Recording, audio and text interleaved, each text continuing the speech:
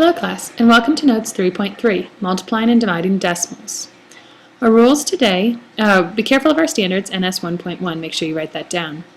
Our rules today, we have multiplying decimals, multiply as you do whole numbers, then place the decimal point.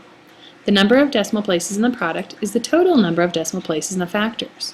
So what we need to do is add up how many numbers are behind the decimal point in each of the factors, and add that together, and that total is how many digits are going to be behind the decimal point in the product. Dividing decimals is a little trickier. Big thing that you want to remember is when you divide a decimal by a decimal, multiply both the divisor and the dividend by the power of 10. That will make the divisor an integer, then divide. So what that means is that first number that's outside of the division sign, that can't have any decimal places in it. So you need to move as many spaces to the right so that that goes away. So let's go ahead and take a look at teacher example 1, multiplying decimals first. First problem, multiply $4.98 by 1.5 pounds, or 1 5/10 pounds.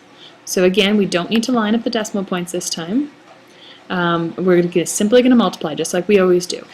Now notice the top factor has 2 digits behind the decimal place point, and the bottom factor has 1.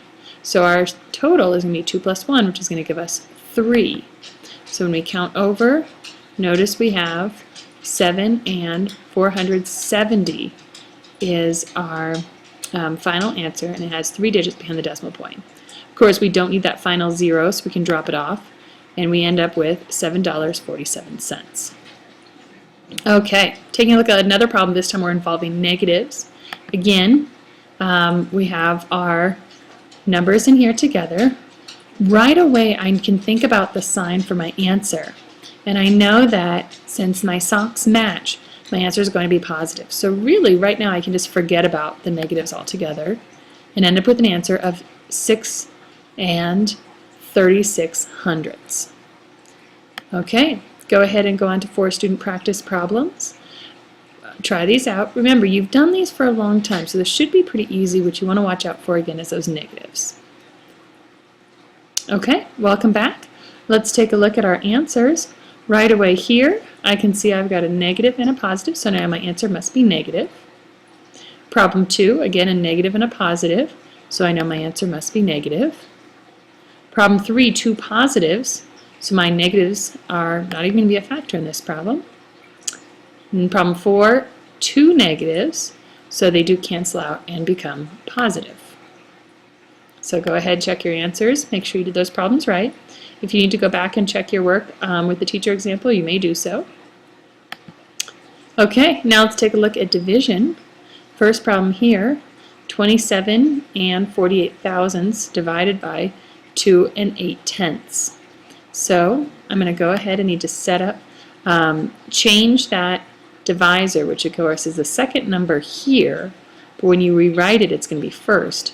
And we need to get rid of the decimal point, so it means we need to multiply them both by 10, which means to move the decimal one place to the right. So now there's no more decimal point here, which is what I care about. We'll move this one place to the right as well, so I still have a decimal point, and that doesn't matter. What I do want to keep in mind is move it straight up, so I have a decimal in my quotient as well. I go ahead and I do my division, and I end up with 9 and 66/100ths, because 28 goes into 279 times, 28 goes into 184 6 times, and 28 goes into 168 6 times, with nothing left over. Problem B, same type of problem. This time I do have that negative sign. So I notice right away I should put a negative sign in my answer column because my socks do not match. I did also need to move my decimal point 2 places to the right. Move my decimal point 2 places to the right here. And I go ahead and do my division, and my answer should have my negative sign on. So of course, as you can see here, my final answer is -3 and 25/100ths. Okay, let's go ahead and let you practice. We've got 4 problems here. Watch out for those negatives again, they will get you. Make sure you do anything you can that you need to do to solve like you normally would with dividing with decimals that you've been doing for years, but also watch out for your negative rules as well. Okay, let's take a look at your answers. Here, right away, you know your answer should be positive. Again, a positive answer because both my numbers are positive, makes it nice and easy. Number 7, we have a positive and a negative, so my answer will be negative. And number 8, I have 2 negatives, so my answer should be a positive. They do cancel out. So go ahead and go on to our quiz for today. Find the product, oops, that should say, or the quotient, I apologize.